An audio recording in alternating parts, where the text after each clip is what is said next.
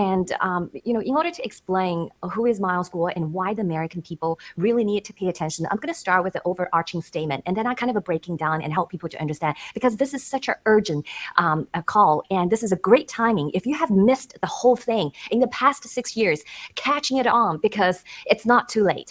So I want to say that Miles Guo is the single most critical person in this anti-communism movement worldwide. In the United States, he's under-recognized, he's underappreciated. The reason why I say that is I'm going to give you an example.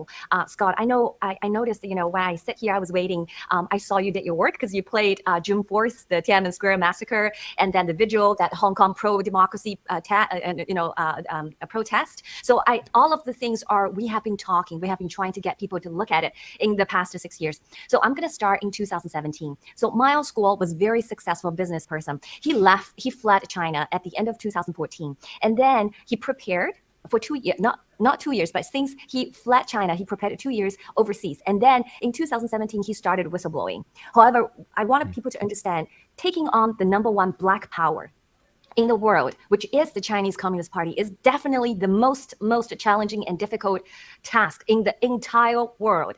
That's why Miles Guo has been preparing this fight before he left China for 27 years, because he supported exactly the June 4th, 1889 student movements. He actually donated 3,600 Chinese yuan at that time to that movement, financially supporting them. Because of that, the CCP put him into jail, a detention center, for torture, starvation for 22 months. But luckily, he survived. And because on the day of his arrest back in 1989, the 2 policemen shot his younger brother.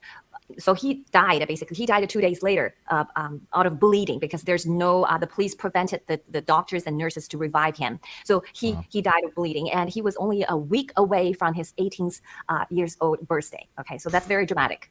And then imagine that how hard it would be for Miles at the time, who was already be detained in the prison, and came to the knowledge later, his brother had died. Okay, that night, on the night of his arrest.